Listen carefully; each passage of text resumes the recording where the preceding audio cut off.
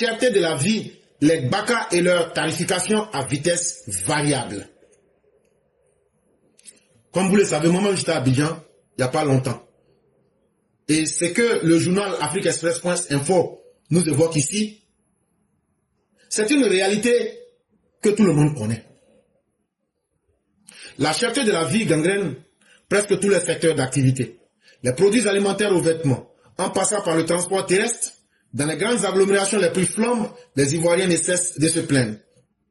Parmi les secteurs les plus critiqués figure celui du transport en commun, notamment les fameux Baka, desservant la ligne Bingerville à Djamé. La tarification y varie selon l'atmosphère du moment. Aux heures de pointe, les prix peuvent doubler. Ou, à défaut, le trajet est raccourci, tout en maintenant le tarif habituel. Ce qu'on est en train d'évoquer là, on n'a qu'à se parler directement. Hein. On est en train de parler de décomposition. Ça veut dire, aujourd'hui là, on parle de la ligne Adjamé-Bingerville. Adjamé-Bingerville là, au départ c'était 200, 300, 400, 500. Mais aujourd'hui maintenant là, si tu ne fais pas attention là, tu vas dépenser 1200. Et on va vous expliquer pourquoi. D'abord le matin, aux heures de pointe, les gens doublent les prix. Carrément, ils doublent les prix. Ou mais s'ils ne doublent pas les prix, là où ils te prennent là, et puis ils disent qu'ils vont te déposer là, en cours de route, ils te déposent en cours de route. Et là-bas encore, ils ont la monnaie dans leur poche, mais ils te disent on n'a pas de monnaie. Ils font association. Ça veut dire, on te regarde toi et puis quelqu'un vous donne quelque chose, vraiment nous débrouillez-vous.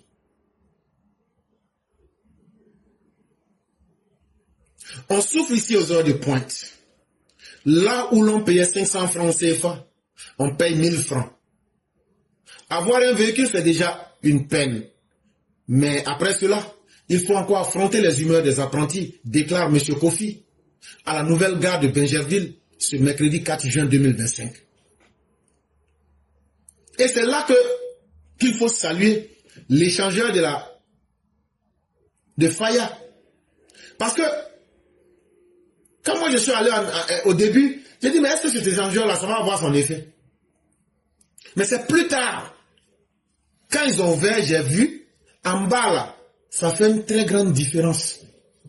Parce que les chauffeurs de Baka là, ils ne doivent pas monter sur l'échangeur. Ils continuent leur truc là en bas.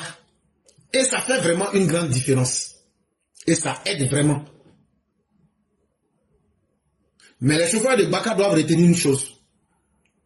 C'est que dans la vie là, on est tous liés les gars. Si vous augmentez trop le transport, on va augmenter aussi Dabali. Hein.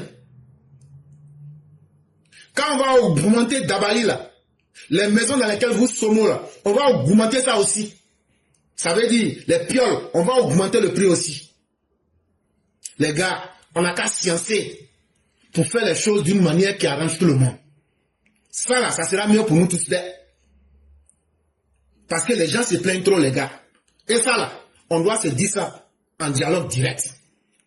Bah, quand c'est comme ça là, vous ne serez pas surpris. Vous savez qu'on est ensemble. Mais en même temps là, faut pas aussi on va se mentir. Les gens se plaignent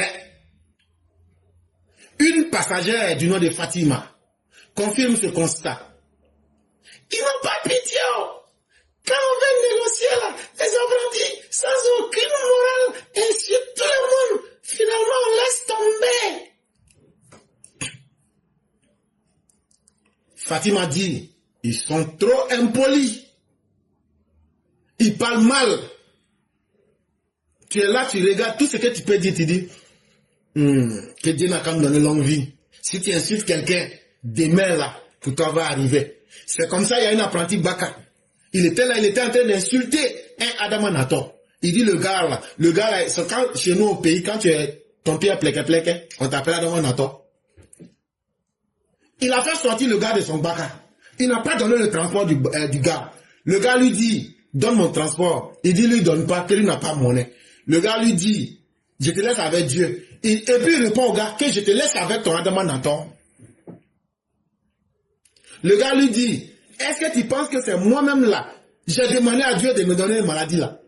Et dit, lui, il s'en fout de ça. Qu'est-ce qu'il y a sur là? Lui, il laisse le gars avec son Adamanato et puis il commence à imiter le gars. Il est resté dans ça là. Il était un peu collé au véhicule.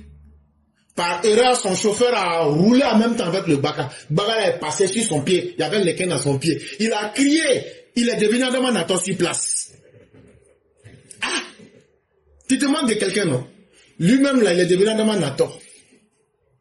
Dans la vie, là, on dit que c'est deux mains qui se lavent.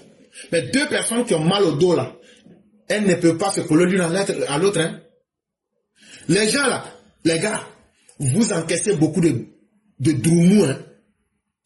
Les péchés, là, vous encaissez trop de droumous. Arrêtez. C'est ça qui fait que souvent, là, il y a des mauvais ken, il y a des mauvais ouais, là, ça se verse sur vous. Changez un peu votre comportement. Quantité de bénédictions ou même de malédictions qui sont collées sur vous là, c'est Dieu seul qui connaît. Sinon le travail que vous faites là, c'est un travail qui est trop bon. C'est un travail qui est trop bon. Mais la manière de faire là, vous prenez trop de malédictions dedans. Pour de nombreux passagers, la période la plus pénible reste la rentrée scolaire. C'est une véritable jungle, disent-ils. De Benjerville à Adjamé, il faut souvent emprunter 3 bakas. Et ce n'est pas faux. Quand tu quittes Adjamé, tu arrives à nouveau quand ils vont te déposer là-bas, tu ne comprends rien dedans. De nouveau quand ils vont te prendre, ils vont aller te déposer à coups de frein. De coups de frein, tu vas te débrouiller par la Benjerville. Ça là, à la gare c'était 500, hein, mais tu vas dépenser 1100 francs. Toi-même tu n'as rien compris dedans. Ils te prennent, souvent il y a d'autres encore, qu'est-ce qu'ils font? Quand ils te prennent là, ils te disent on va à Adjamé.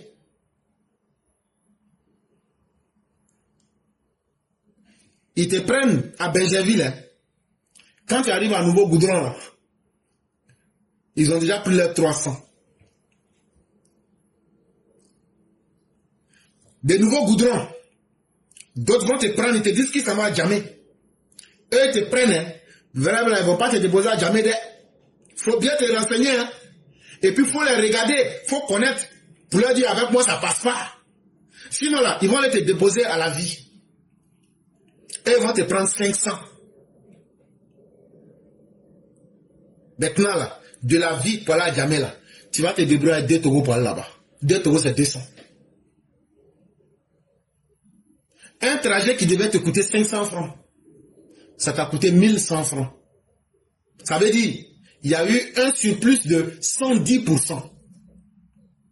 Les gars, est-ce que le Dabali même que nous on paie à la gare là, si demain là, Geneva Djaba augmente ça, et puis toi tu es venu, un plat là, c'est devenu 600 ou même 2000, est-ce que tu seras content? Les gars, nous on n'a qu'à voir ça aussi. On n'a qu'à s'arranger entre nous. Faut pas on va faire ce qui n'est pas acceptable. Parce que quand on fait ça là, à la fin du mois, les 600, que le monsieur il paye en plus là, le monsieur là c'est chez lui, lui maison. Lui aussi il calcule chaque jour, et puis il ajoute ça sur le loyer là. Celle qui est commerçante là, qui allait au marché gros pour prendre marchandises là, les 600 là, elle ajoute ça sur les produits et le panier de la ménagère là, ça devient waouh. Et puis tout le monde est étonné que la vie est chère. La vie n'est pas chère, hein. C'est nous on est mauvais. Mais on a demandé aussi à nos parents, les chauffeurs du Baka, à faire là c'est comment? Interroger sur ce phénomène. Un des conducteurs, sous couvert d'anonymat, tente de justifier. Ouais, il y a trop de bouchons quoi. Et ça là, ça entraîne trop de pertes d'argent là. Donc quand il faut voir qu'il y a les syndicats aussi, quand on a les gérer, tu vas le quoi, habiller, puis acheter carburant, tout ça. Donc non, ça niaque quoi. Bon, c'est pas grave, hein, je vais traduire en français. Il dit qu'il y a trop d'embouteillages, que les embouteillages font que eux là, eux ne peuvent pas vite rouler pour rentrer dans leurs investissements. Donc, pour gagner ce qu'eux perdent à cause des embouteillages, eux augmentent les prix, ils font des décompositions. Mais en plus de cela encore, ils ont les syndicats qui sont là pour les racketter. En plus de ça, il y a des corps habillés qui prennent aussi leur mangement. Les corps habillés là, ils ont les numéros de toutes les plaques de la ligne Benjerville, Adjamé. Tu dois leur verser quelque chose. Tu as fait quelque chose, tu n'as pas fait quelque chose, tu vas payer. Et ils disent en plus de ça encore là, eux doivent payer essence, gasoil, carburant, tout ça là. Donc là, quand eux regardent tout ça, eux s'en sortent pas. Donc c'est ce qui fait qu'eux deviennent des vogons. Du côté de la municipalité, on se souvient encore du combat que le premier magistrat de la commune, Issouf Doumbia, avait mené il y a quelques années pour faire respecter les tarifs. Il y avait eu maille à partir avec certains usagers qui ne comprenaient pas l'intérêt des enquêtes menées sur le terrain. Celles-ci étaient jugées chronophages, ne vous inquiétez pas, je vais expliquer, par des passagers plus préoccupés par le fait de rallier leur lieu de travail. Face à cette tension, ces émissaires avaient fini par abandonner cette mission. Mais ça là, quand on dit de parler à chien là, faut parler aussi à tête de mouton. Parce que si tête de mouton n'était pas allé se mettre là où il ne fallait pas là, chien n'allait pas venir le manger. Nous-mêmes la population là, c'est nous les têtes de mouton. Parce que nous on n'apprend jamais de nos erreurs. Et nous, on agit comme le troupeau. On se laisse toujours traire. On se laisse toujours dépouiller. Sinon, vrai là, le maire de Bergerville, là, Youssouf Doumbia, là, à un moment, qu'est-ce qu'il faisait? Pour faire respecter les prix, là, il avait mis un comité qui était là, qui arrêtait les bacas, et puis on fouillait, et puis on demandait, qui va où? Tu as payé combien?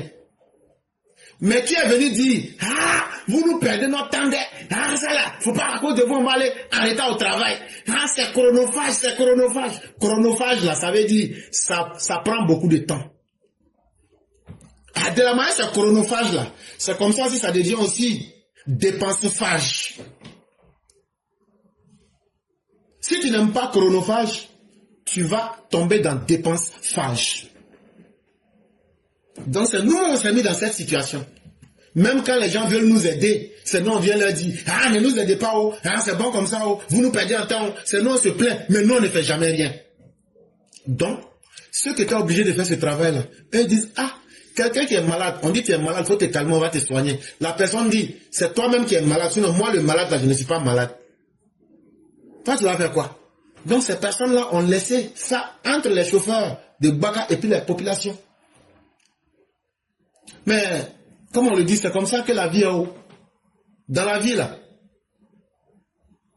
l'hypocrisie, même contre soi-même, est devenue une règle. On n'aime pas se dire nous-mêmes la vérité. On n'aime pas dire la vérité aux autres. Mais comment est-ce que notre société va évoluer?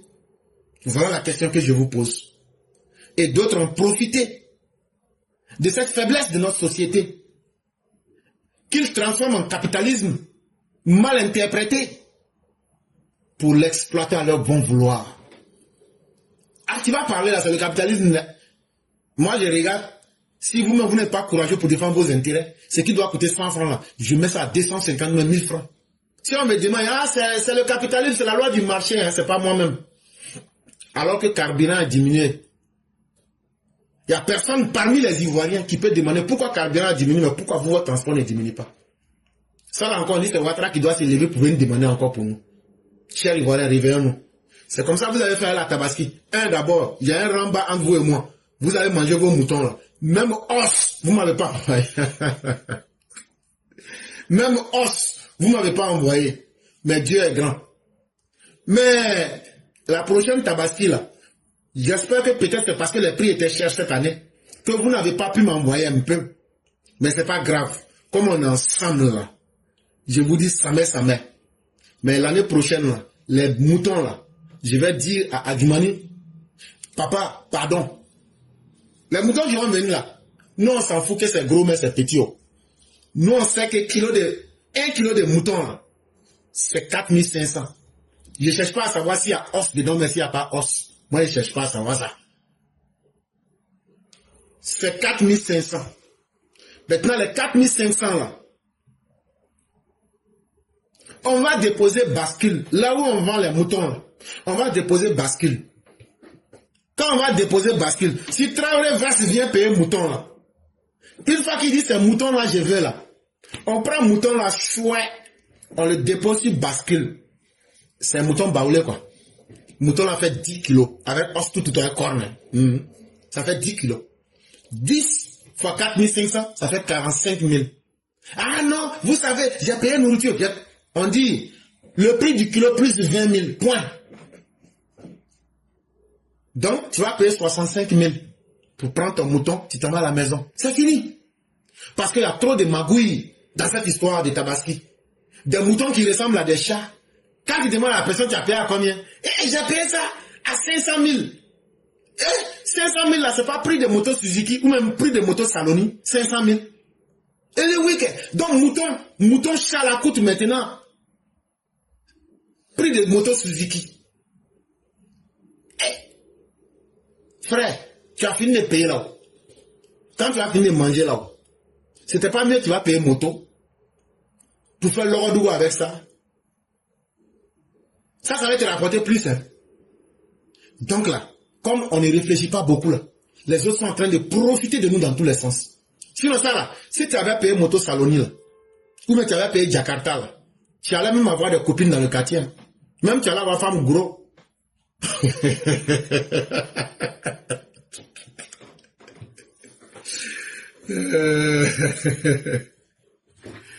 Et donc, la stratégie que nous proposons ici, c'est que connaissant déjà le prix du kilo de viande, il faut enlever tous les rousses casse-casse dedans. Tu viens avec ton mouton. Sinon, tout le monde sait ce qui est bon. Si tu veux gros mouton là, c'est que tu en as gros dans la poche. Mais si toi tu veux un mouton pour te débrouiller aussi, il y en a aussi. Mais là où le problème réside, c'est que les gens s'en foutent. En fonction de la période là, comme je vous ai dit là, ils profitent pour vous matagraboliser, pour vous obombrer, pour vous mettre dans le noir, dans l'obscurité. En plein milieu, on te met dans l'obscurité. On assombrit ta vie. Tu as payé mouton, mais toi-même tu n'es pas content. Donc pour arrêter tout ça là, solution que nous on propose là. Mouton tu as payé ou tu as discuté plus haut. C'est même mouton là. Si on le met sur bascule là, son vrai poids va sortir. Mais je me souviens encore, faut pas que les sénifaux là, ils vont aller nourrir les moutons avec cailloux, les yakuba, avec les wobels là. Ils vont aller nourrir les animaux là avec cailloux, et puis ça va venir peser. Mouton chat va devenir 1000 kilos, 1 tonne. Quand tu vas finir de découper viande là, tu vas enlever 900 kg de cailloux et tu te retrouves avec 10 kilos. Mais, pour ma part, je pense que c'est une proposition à exploiter pour essayer d'aider les populations et pour essayer aussi de faire comprendre que les temps changent, les réalités aussi doivent changer et qu'on ne peut plus continuer avec des modèles qui ne marchent pas.